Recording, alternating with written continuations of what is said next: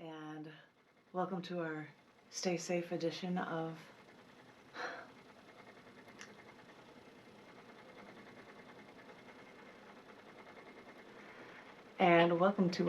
Stay Safe, Stay at Home, Stay Secluded edition of Poetic License. I usually read at the beginnings of months at open mics from new book releases.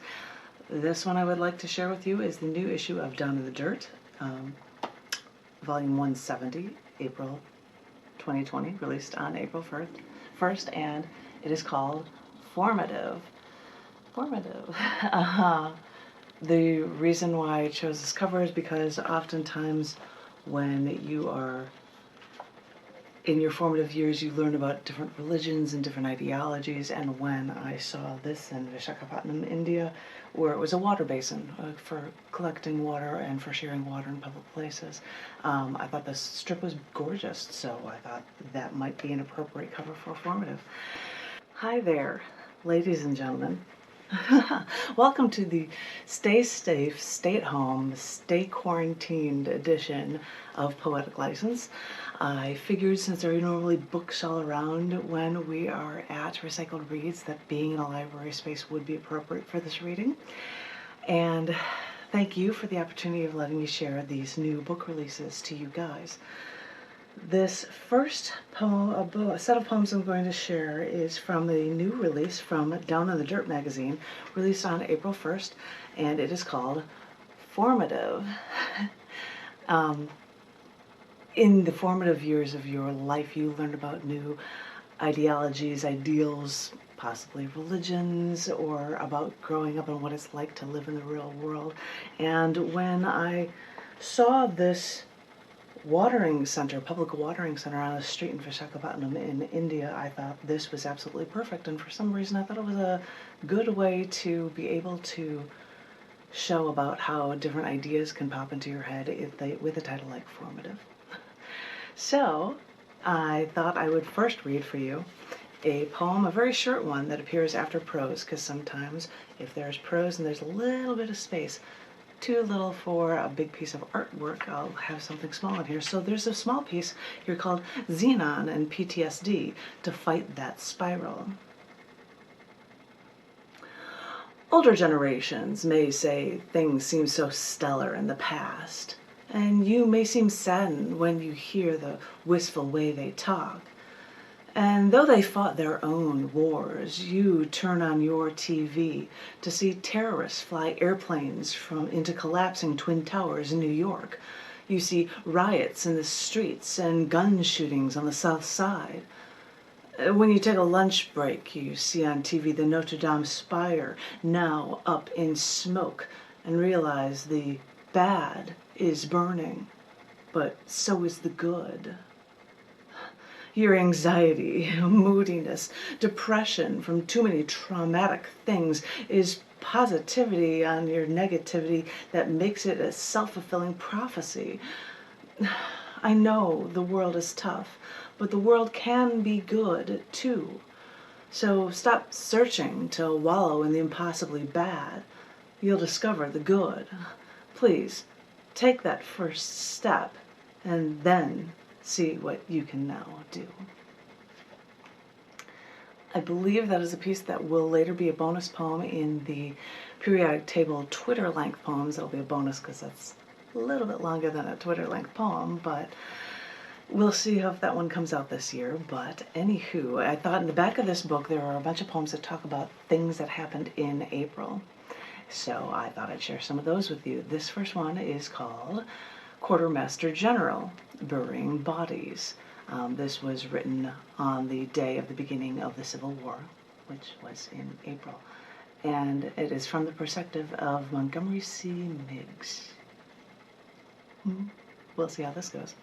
Quartermaster General, Burying Bodies.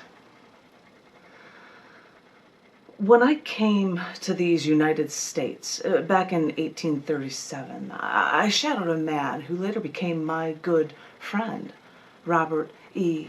Lee. I became close to him, this leader of men. I really thought he was what a Christian man should be. So we remained friends until 1861, when war broke out here, and Lee decided to desert us, the Union Army, and attempted to lead the Confederate Army. All I could think was this entire time was a man that I looked up to. I modeled myself after him, and now he is the biggest traitor since Benedict Arnold? Yes, I looked up to him, but I don't admire a man who chose to be in cahoots with rednecks who love slavery. So my only choice was to battle against this man. I've seen their home for years, with his wife Mary tending to their most elaborate rose garden. I'm sure she fumed when Robert made her leave her precious roses because of the war. And eventually, I became the quartermaster general of the Union Army.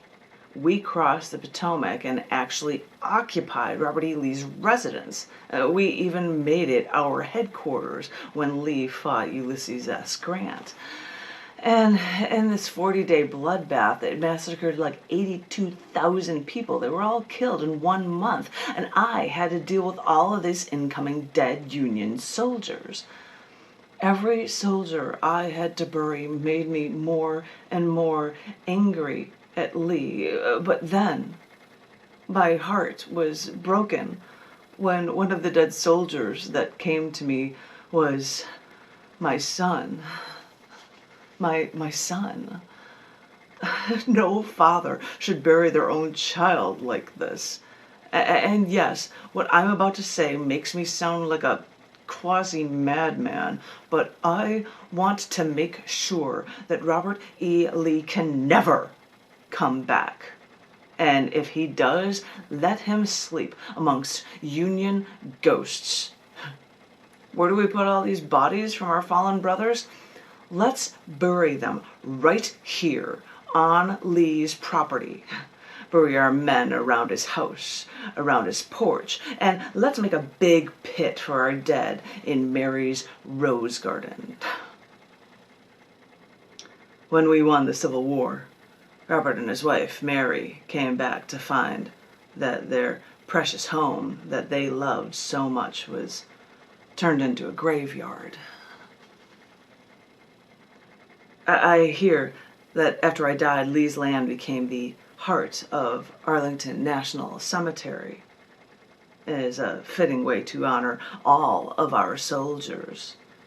And to top it all off, Mary's treasured rose garden became the space for the tomb of the unknown soldier.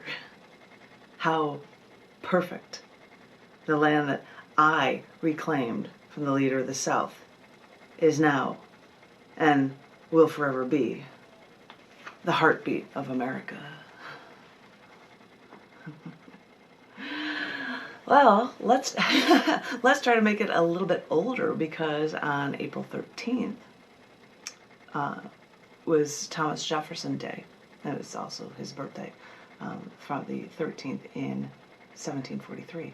This poem is called Quarrel Over the Constitution. Thomas Jefferson and John Adams, both founding fathers of the United States, were good friends, but they never agreed on how the government should run. They quarreled over the Constitution, and John thought it was a document that should bend to change to the needs of the time. But Thomas said, no way, this is the Constitution. There is a structure that does not bend. But as I said, they were friends nonetheless until John Adams was president. And by 1800, President Adams made the robust declaration that it is illegal to say anything bad about the President of the United States, and the federal government will get you if you even think of committing that crime. At this point, Jefferson was enraged, thinking that there's a little thing called freedom of speech, and this is a direct violation of anything this country is supposed to stand for. So, when the next election came, Jefferson had to run against Adams to get him out of the presidency. So the two of them started started saying anything derogatory about the other one in order to win. Apparently, because Jefferson would argue for individual rights, Adams would say things like, voting for Jefferson is like voting for murder or incest, because he thinks that anyone can do anything they want. And Jefferson was stunned that Adams would stoop so low. So he said his only retort would be then with more bad stuff about Adams. And now, keep in mind, these are founding fathers that are acting like 8th graders, especially when John Adams would say things like, Jefferson has prostitutes shipped in from overseas to have sex with all the time. And Jefferson's response would go to the newspapers to tell them that Adams was actually that he was actually hermaphrodite, that he had both male and female sex organs. And they actually published this, Jefferson's words on record. At this point, Adams thought, fine, if they're going to play dirty, let's play. Because Adams then spread the word that Thomas Jefferson was actually dead.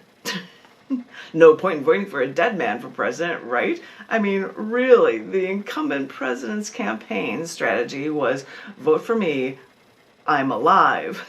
Good call. So Jefferson found different ways to get him back, like calling upon the Hatcher man, James Callender, to publish newspaper articles about Adams that he wants to go to war with France. Yes, this was published. And yes, Jefferson won, but Adams thought before he left that he would appoint into office below him a lot of people who vehemently opposed everything Jefferson stood for, which might be a proper statement on how politics can get things done while dealing with people with opposing views, but really, who am I to judge? So, near the end of Jefferson's first term as president, his daughter died. Abigail Adams, John's wife, felt bad, and though they had their differences, she wrote him a sympathy letter to Thomas Jefferson. And Jefferson responded, saying that was very kind of you, thank you, but while I have you here, John tried to ruin my presidency, so I truly only feel bad will toward you. And Jefferson probably wanted to use a lot more expletives, but I don't have the original letter, so I cannot confirm his true words. Now, keep in mind that maturity level of these two. They were founding fathers who were consecutive presidents of the United States. So, Abigail said to John Adams, that's it. Thomas Jefferson is dead to us. And a decade went by, them not speaking to each other, until another founding father, Benjamin Rush, told Adams to just let it pass. We shared all those glorious 1776 days together. I mean, they started the country times. They were magical. So John Adams fondly reflected on those times with Tommy Jeffs deciding to write back a letter, very general. Hey, we haven't talked in a while. How are you doing? I miss you. I hope that you're doing okay. Jefferson got this letter thinking of his once friend, Johnny Adams, and he wrote a cordial letter back after 10 years. And they kept writing each other, and they realized that they had a lot more in common.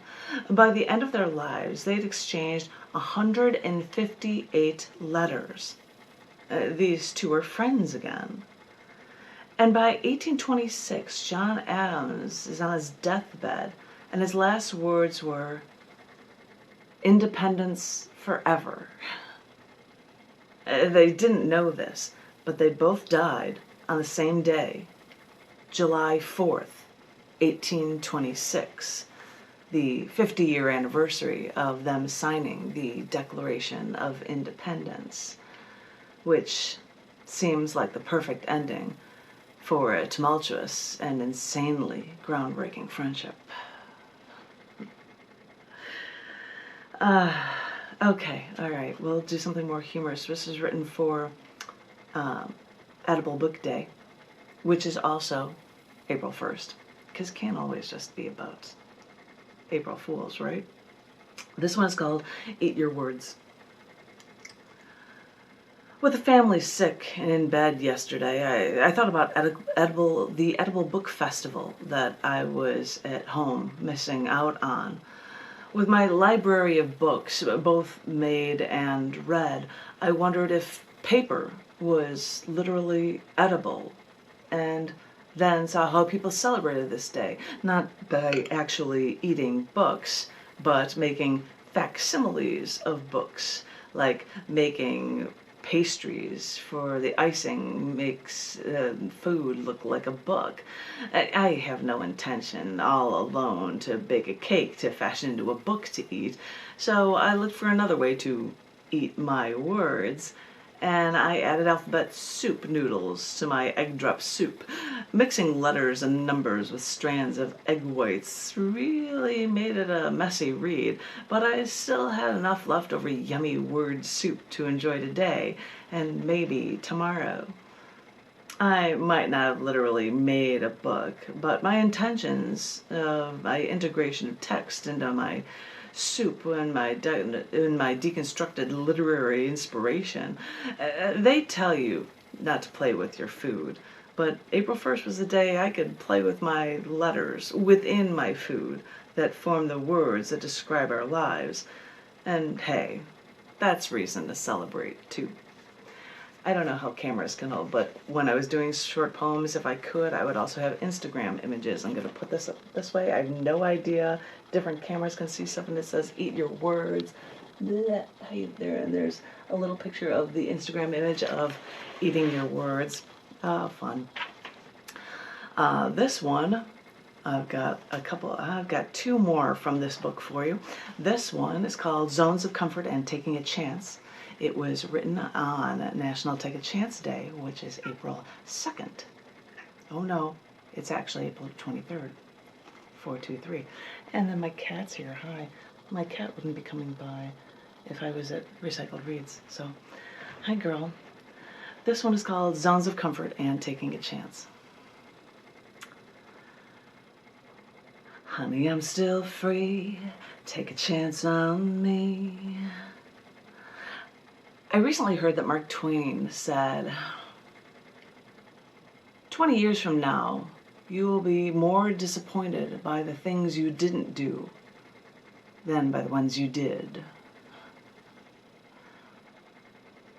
Later, after I had money saved and sufficiently hated my job, I quit and I traveled around the country by car, driving 8 hours a day to visit old friends in new cities, and so I could otherwise go and try to get out of my comfort zone. Months later, I got the chance to fly an airplane, and I thought, I've never done that before, so why not? And off I went. More recently, while snorkeling, I saw in the distance what looked like a white-tipped shark sleeping along the bottom of the ocean. I had no scuba gear, but where it was, it wasn't too deep where I was, so I promised that I wouldn't get too close. And as I swam, I saw at least 24, maybe 30 of these sharks so peacefully sleeping in a perfect row. In fact, today was my scheduled day to purchase an electric hybrid American car. And come to think of it, I heard about a man who wore a stainless steel woven metal suit where he could then literally conduct 200,000 volts from a Tesla coil to what looked like right through him. There's a video of this man in his metal suit conducting electricity from this Tesla coil so to this outstretched arm, and then along his body and through this wooden stool that he stood on, and then finally into the ground. after this, I keep thinking that there's a certain electricity in the air, and I have to wonder if he wears the same size as I do, and could I fit into that suit and move some electricity myself? Because maybe it's true. Maybe you'll be disappointed by the things that you didn't do versus the things you do. So, honey, I'm still free. Take a chance like me. This is a good ending piece for this one. This is called Karma and Lollipops. And this was written on Tangible Karma Day, which falls on the first Saturday in April. Hi, kitten. I got you. This is called Karma and Lollipops. When we were about to check out of the hotel this weekend, a woman at the registry stopped us, handed us 2 embossed bunny lollipops, and said, "Happy Easter." Even though Easter was weeks away, I said thank you and went to their breakfast. Well, he got coffee and I got some orange juice and yogurt. He then pointed to his mom seated with her 2 little boys eating. I looked at the lollipops still in my hand, walked over to them and asked if it was okay to give her boys these 2 lollipops.